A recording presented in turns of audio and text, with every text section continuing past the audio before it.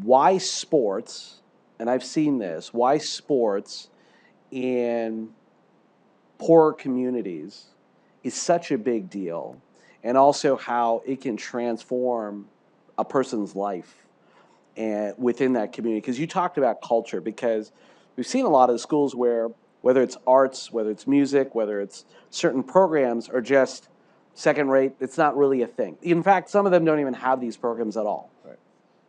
Walk us through what you mean in terms of culture transformation and how, yes, you were working at a pretty nice, well-funded school before and coming into that situation. How does that shift your perspective, and how were you able to affect change? Give us some. What does that really mean? What does it really mean? You Well, said Beirut because yeah, that's a big statement, yeah. right? We Well, can't. Most of us here cannot understand what that means at all. yeah.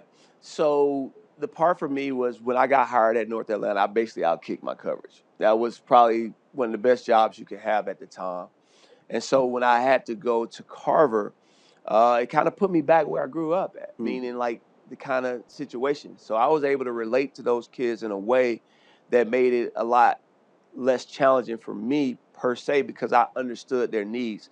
It's two words that come to the mind when you think about those type of situations: access and opportunity.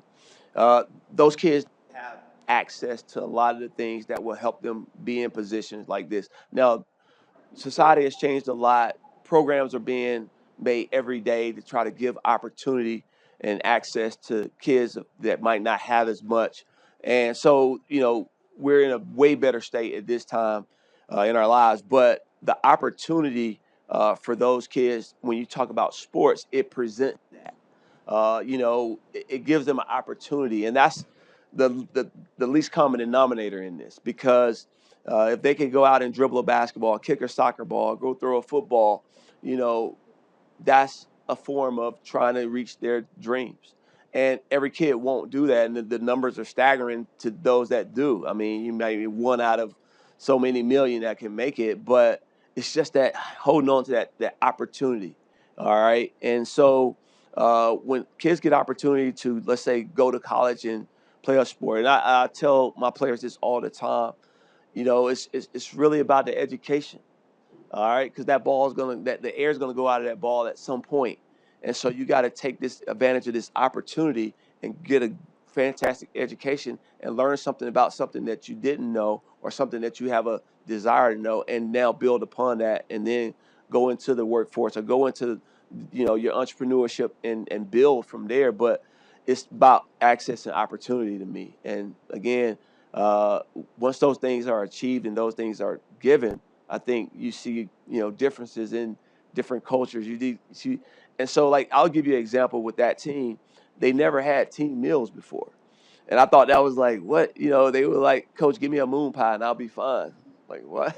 So I would have someone I had worked closely with, a couple friends of mine who were in different sectors of, business, whatever. Hey, I need you to sponsor a team meal, and those kids just getting a team meal before a game was tremendous for them. Hmm. Those kids would jump off a building for me just because, I always say as a coach, you can, if you love them hard, you can coach them hard. And I loved them hard first before I coached them hard. So when I coached them hard, it didn't feel like I was coaching them hard. They felt like I was making them better. And so again, just that type of opportunity and giving them those things, access to those things that they didn't have, it creates a different type of person. And so when you say culture shift, and you can even say it in the business world, when you have opportunity to change your culture or to build a culture, and you build it the right way, magical things happen.